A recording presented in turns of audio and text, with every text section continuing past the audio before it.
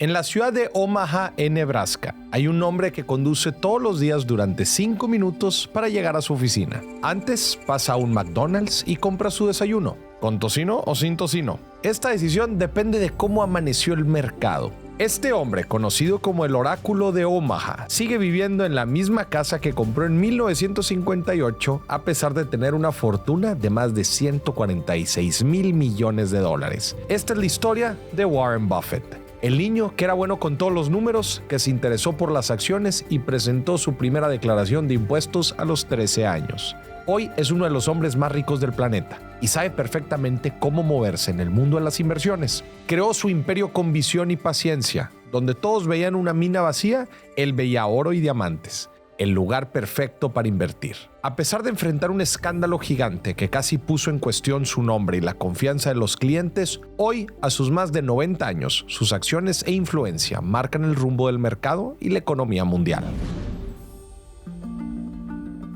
Warren Edward Buffett nació el 30 de agosto de 1930 en Nebraska. Sí, en plena Gran Depresión, una época marcada por el desempleo masivo, bancarrotas y la caída del comercio internacional. Su padre, Howard Buffett, era su héroe personal. Trabajó como corredor de bolsa hasta que perdió su trabajo en 1931, solo un año después del nacimiento de Warren. Con el dinero que tenía ahorrado, inició su propia firma con la que logró sacar adelante su familia. Y cuando te digo que era su héroe personal, es porque así lo sentía Warren. Incluso dijo que el mejor regalo que ha recibido en la vida es el padre que tuvo. Su madre, Leila Buffett, era una mujer brillante para los números, ambiciosa y muy sociable, pero no solía demostrarle afecto a sus hijos. Sufría de intensas migrañas que convertían la casa en una especie de campo minado. Warren lo recordaría tiempo después. Simplemente no quería estar ahí cuando ella tenía dolor de cabeza. Ambos definieron a su hijo en carácter y aficiones. Warren amaba leer. Los primeros libros sobre inversiones que leyó fueron los que estaban en la biblioteca personal de su papá, los cuales se terminó en algún punto y no le importó volver a releer. Incluso cuando tenía más o menos 5 años, sacó un libro de la biblioteca llamado 1000 maneras de ganar $1000. ¿Te imaginas a un niño leyendo un libro así? Warren recibía 5 centavos como mesada cada semana.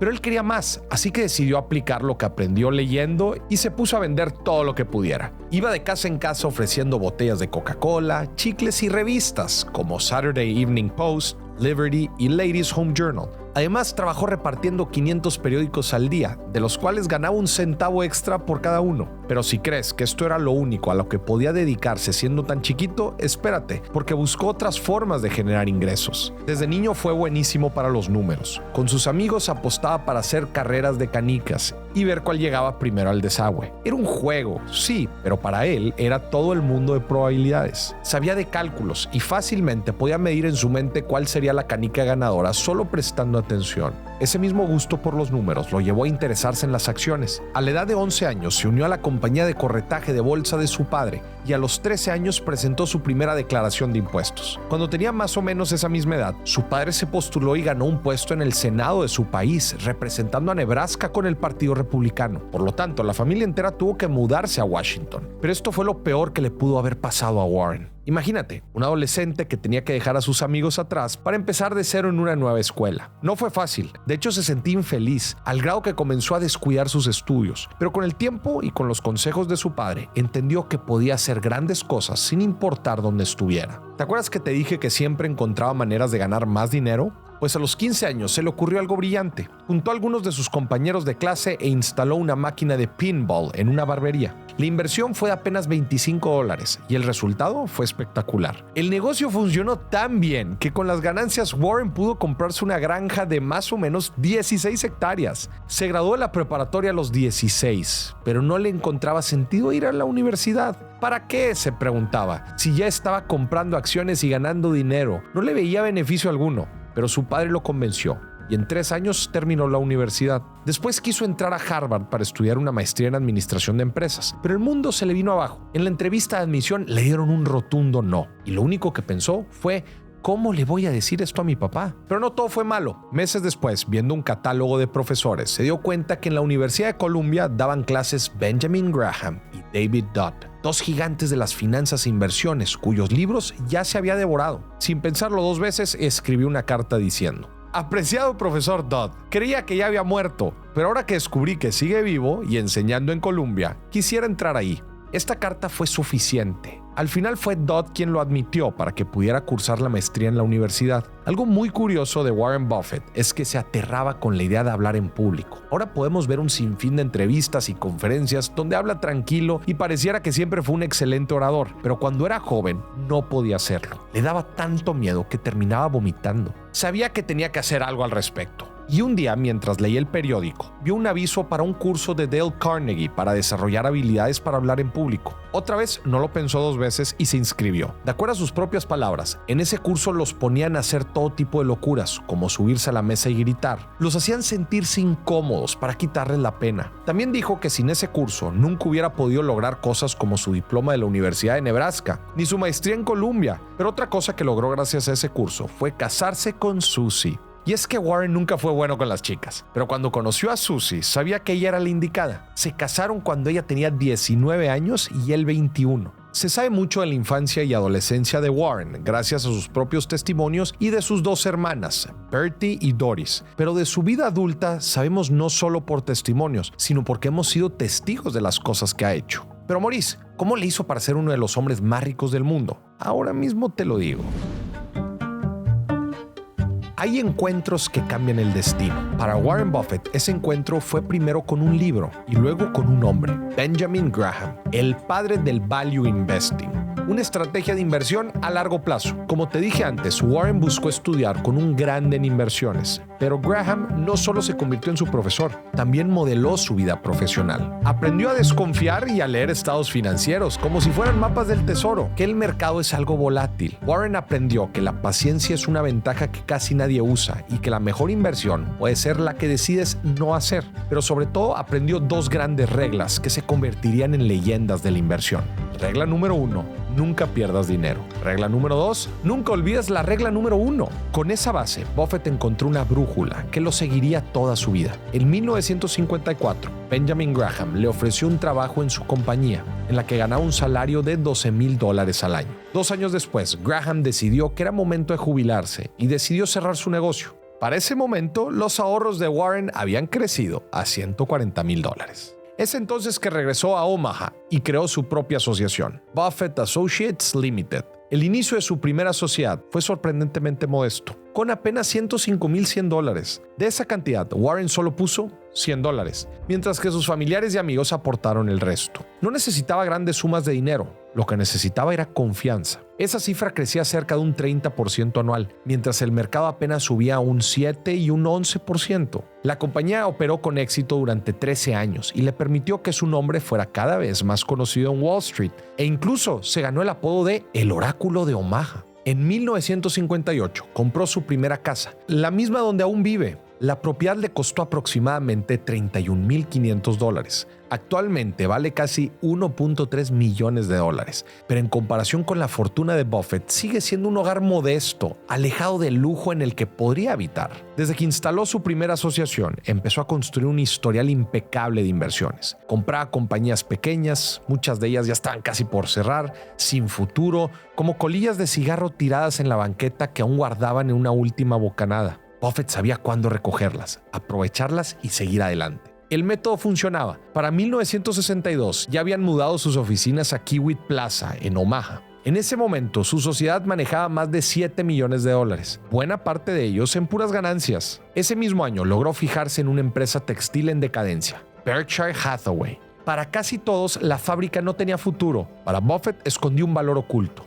Compró sus primeras acciones y pensó que si lograba barajear bien sus cartas, podría convertirse en una gran mina de oro en el futuro. En 1965 ya había comprado las acciones necesarias como para tener influencia en la empresa y hacer cambios en la gerencia, no tanto para salvarla, sino para transformarla. Algo que vale la pena aclarar es que Warren no compró el 100% de Berkshire. Obtuvo el control de esta mediante la compra de casi el 49% de las acciones. Como accionista mayoritario, controlaba el 100% del valor y los activos, es decir, que mientras él había pagado aproximadamente $8.3 millones por ese 49% de las acciones, logró controlar los $22 millones en capital social de Berkshire, así como los $28 millones que tenían activos. Berkshire pasó de ser un negocio moribundo a convertirse en un holding, que ahora es propietario de un gran número de empresas que operan independientemente. Incluso Warren llegó a mencionarlo. Cada una de esas empresas saben lo que hacen y cómo trabajan. Mientras no pongan en riesgo el nombre de Berkshire, seguirán teniendo esa libertad. Actualmente, Berkshire Hathaway tiene entre sus empresas a Geico, una aseguradora automotriz, Duracell, la fabricante de pilas, Dairy Queen, la cadena de helados, Burlington Northern Santa Fe, una de las principales empresas ferroviarias de Estados Unidos, la tienda de muebles Nebraska Furniture Mart y la compañía de alimentos Kraft Heinz, para la cual pagó cerca de $28 mil millones. También tiene inversiones en empresas gigantes como Apple, American Express, Coca-Cola, Bank of America, Amazon y más. La gran diferencia es que Warren Buffett no compra acciones, invierte en mundos completos, empresas que conoce, entiende cómo funcionan y cuáles son sus fortalezas. Sin duda, algo que le ha dejado estabilidad a Berkshire son sus negocios de seguros. Buffett ha sabido sacar provecho al dinero de las primas que cobra, que en el futuro deberá pagar a sus clientes para cubrir los gastos de un posible siniestro. El float es dinero que sostenemos, pero no nos pertenece, dice Buffett, pero que al manejarlo con disciplina se convierte en una mina silenciosa. Esta maquinaria le dio a Berkshire la capacidad de crecer con estabilidad, aun y cuando otras compañías tambaleaban. Eso sí, Warren Buffett sabe que la tragedia puede llegar en cualquier momento. Es por eso que en las paredes de su oficina colgó primeras planas enmarcadas del New York Times con titulares de terror. El pánico de 1907, la caída de 1929, recordatorios constantes de que en Wall Street el desastre siempre está a la vuelta de la esquina. Para Warren Buffett, las mejores decisiones de su vida no se cuentan solamente en dólares, sino en personas. Y entre todas las relaciones que moldearon su destino, hay un hombre que destaca con una fuerza especial: Charlie Munger. Se conocieron en 1959 durante una cena en Omaha, organizado por Edwin Davis, un amigo en común. Y desde ese primer encuentro descubrieron que tenían mucho en común. Mismos valores, mismo sentido de practicidad y sobre todo la misma pasión por intentar entender cómo funciona el mundo de los negocios. Buffett diría más tarde que asociarse con Charlie Munger fue una de las decisiones más importantes de su vida. Incluso llegó a considerarlo el arquitecto de Berkshire Hathaway. Charlie Munger no era un inversionista común. Graduado de Derecho en Harvard, había comenzado su carrera en un prestigioso bufete de abogados en California. Pero sin importar lo exitoso que fuera en ese momento de su vida, se sentía insatisfecho. Él mismo después lo dijo para una entrevista en CNBC. Quería ganar más de lo que un socio senior de un bufete de abogados podía esperar. Le gustaba tomar las decisiones y apostar su propio dinero. Es en esa búsqueda de hacer algo diferente que lo llevó a dejar la abogacía para dedicarse por completo a las inversiones. Con el tiempo, la alianza entre Warren Buffett y Charlie Munger se convirtió en uno de los dúos más legendarios en la historia financiera. Warren era el genio de los números, esa máquina que buscaba las colillas de cigarros a las cuales les podía dar una última bocanada. Charlie era el estratega, el que le enseñó a Warren a pensar más allá de la estrategia que había estado usando al inicio de su carrera. Lo motivó a buscar compañías maravillosas a buenos precios en lugar de buenas compañías a precios maravillosos. Sin esa visión, Berkshire Hathaway nunca habría alcanzado la grandeza que hoy tiene. Y eso Buffett lo reconoció muchas veces. Juntos lideraron por más de 6 décadas un imperio que empezó como una empresa textil en decadencia y terminó convertido en un holding que es dueña de más de 80 empresas independientes. Esto con un valor cercano a los $800 mil millones. Solamente en junio del 2025, este gran holding generó aproximadamente $93 mil millones en puros ingresos. Esta relación no fue solo rentable, fue una sociedad basada en la confianza y el respeto absoluto que hizo que ambos crecieran en el mundo de las finanzas. Incluso Charlie mencionó 3 reglas simples pero poderosas para lograr la satisfacción profesional. Regla número 1, trabaja solo con personas que te agraden. Regla número 2, no trabajes para nadie a quien no admires. Y regla número 3, nunca vendas nada que tú mismo no comprarías. Son principios que parecen muy simples, pero que Charlie aseguraba que eran parte de la verdadera clave del éxito. Los ideales de Charlie Munger no solo influyeron a Warren Buffett, sino a toda una generación de inversionistas. Para él debía existir una paciencia en este mundo hambriento de inmediatez. Por eso creía que el dinero no estaba en comprar ni vender acciones rápidamente, sino en esperar. El 28 de noviembre del 2023, a los 99 años, Charlie Munger falleció en California. Con su partida, el mundo de las inversiones perdió una de las voces más importantes de los últimos años. Pero para Warren Buffett significó mucho más: la pérdida de un amigo, un socio y probablemente la influencia más importante y decisiva de su vida adulta. Es evidente, la historia de Warren Buffett no puede entenderse sin Charlie Munger. Eran dos mentes distintas pero complementarias, que tal vez no estaban de acuerdo en cada decisión, pero sabían ceder para alcanzar las metas en común. Dos voluntades que unidas construyeron el imperio de inversiones más rentable y longevo de la historia moderna. Si Buffett es llamado el oráculo de Omaha, Charlie bien podría ser recordado como su brújula silenciosa, el hombre que lo inspiró a pensar mejor, a mirar más lejos y a nunca olvidar que los negocios, como la vida, se sostienen en relaciones auténticas. No todo fue viento en popa para los negocios de Warren Buffett. Ni aun con los consejos de Charlie Munger pudieron evitar uno de los mayores escándalos en la vida profesional de Buffett. Y es que Warren nunca tuvo una buena opinión de los banqueros. Para él, estos eran personas obsesionadas con la codicia, con ese instinto de apostar siempre un poco más allá de lo prudente. Por eso, cuando anunció que estaba invirtiendo en Salomon Brothers, una de las firmas más influyentes de Wall Street, muchos quedaron desconcertados. Más aún cuando en 1991 la prensa estalló con titulares que sacudieron a todo Wall Street. Salomon Brothers estaba siendo investigada por operaciones indebidas en el mercado de bonos de tesorería de Estados Unidos. En ese momento, Warren y Charlie sabían que lo que estaba en juego era más allá de una firma. Temían que la confianza del público pudiera tambalear. Más aún cuando la vida de Warren había sido sinónimo de prudencia, de disciplina, y ahora, de golpe, se encontraba en medio de un escándalo de proporciones históricas. Y es que la magnitud del problema era aterradora. Salomon Brothers debía cerca de $150 mil millones, más que cualquier otra compañía privada en Estados Unidos en aquel entonces. Y Warren tenía 24 horas para decidir: dar un paso atrás y salvar su reputación, o hacer frente y lanzarse un fuego que podía consumirlo. Eligió lo segundo, aceptó encabezar la empresa como presidente interino apenas unas cuantas horas antes de enfrentar a la prensa. Fue una decisión práctica: dar la cara, poner luz donde había sombras y convencer a reguladores y clientes de que la casa se limpiaría. Con la voz calmada que lo caracteriza, prometió descubrir la verdad de lo que había pasado y asegurarse de que de ahí en adelante todo se hiciera de la forma correcta. Pero eso era solo el inicio.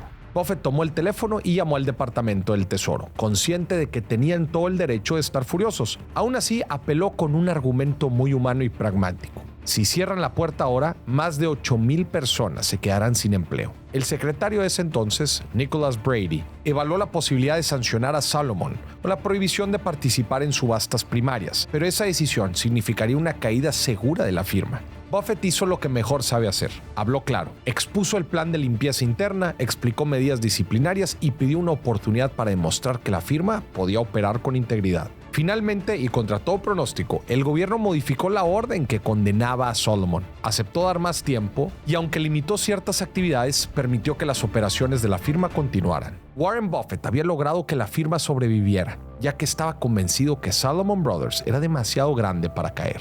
En la última etapa de su vida, Warren Buffett sigue siendo el mismo hombre que vive en la casa que compró en 1958 y preside Berkshire con una mirada analítica. Pero también prepara el sucesor ideal para el día en que él ya no esté. Habla con honestidad de la suerte de haber nacido en un sistema que pudo aprovechar haciendo lo que sabe y le gusta, y además de haber aprendido sobre generosidad con Susie. Con ella tuvo 3 hijos, Susie, Howard y Peter. Esta relación lo empujó a mirar más allá de una hoja de balance y a cambiar incluso sus ideales políticos republicanos a los demócratas. En el 2004, Susie falleció y, aunque para ese momento ya no vivían juntos, Warren quedó devastado. Fue entonces cuando tomó una decisión histórica para la filantropía: donar la mayor parte de su fortuna en vida. Con Bill y Melinda Gates lanzó el Giving Pledge en el 2010, convocando a otros multimillonarios a devolver a la sociedad parte de sus fortunas, prometiendo donar más del 99% de su patrimonio. Y hasta la fecha ha destinado alrededor de 62,000 millones, principalmente a la Fundación Gates y a fundaciones de sus propios hijos. Su patrimonio creció exponencialmente año con año. En 1996 era de casi 15,000 millones de dólares. Y 10 años después, en el 2006, cerca de 46,000 millones. En las paredes de su despacho, las primeras planas de crisis pasadas le recuerdan que la única certeza es la incertidumbre. Lo que nosotros sí podemos saber con certeza es que Warren Buffett es uno de los hombres más importantes en el mundo de las finanzas, con enseñanzas valiosas sobre cómo ser pacientes y saber esperar el momento adecuado para invertir. Warren Buffett es el niño que pasó de tocar de puerta en puerta vendiendo Coca-Colas y chicles a convertirse en el hombre que con Berkshire construyó todo un imperio de empresas que venden desde seguros, helados y dulces hasta electricidad y trenes. Mi gente, si te gustó este video no olvides suscribirte al canal y activar la campanita para que no te pierdas el próximo contenido. Para Warren Buffett, la mejor inversión que puedes hacer es en ti mismo. Así que cuéntame en los comentarios qué tema te gustaría que toquemos en el siguiente video. Te estaré leyendo.